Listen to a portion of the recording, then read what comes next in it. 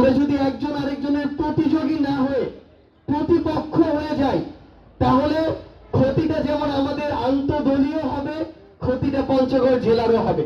যদি আমরা আমাদের এই জেলা পঞ্চগড়কে এগিয়ে নিয়ে যেতে চাই, তাহলে আজকে যেমন সৌহার্দ্যপূর্ণ, পারস্পরিক শ্রদ্ধাবোধ পূর্ণ একটি সম্পর্কের ভিত্তিতে আমরা এখানে উপস্থিত হয়েছি, এটা এই জায়গা থেকে শুরু করে প্রত্যেকটি জায়গায় বিরাজমান থাকতে হবে।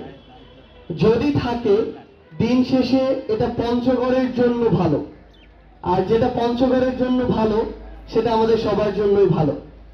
আমাদের মধ্যে রাজনৈতিক দলের যেমন ভিন্নতা রয়েছে, সে অনুযায়ী মত পার্থক্য থাকবে আমাদের কথায়, কার্যক্রমে, কিন্তু এটা নতুন এমন এক জেনারেশনের বাংলাদেশ, যেই জেনারেশন এখন প্রতিবাদের বিরুদ্ধে যে কোনো সময় দাঁড়িয়ে যেতে পারে। আমরা আমাদের প্রত্যেকটি কাজের পূর্বে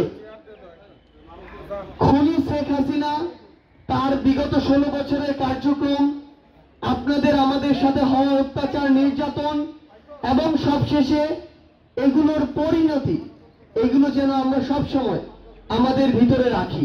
এই তরুণ প্রজন্মের যে একটা মন থেকে প্রাণ থেকে চাওয়া নতুন একটা ডিমান্ড, সেটা আমাদের মাথায় থাকবে। আমরা চাই যে এই পঞ্চগড় বাংলাদেশের একদম প্রত্যন্ত পিছিয়ে পড়া যে কয়েকটি জেলা, তার মধ্যে একটি।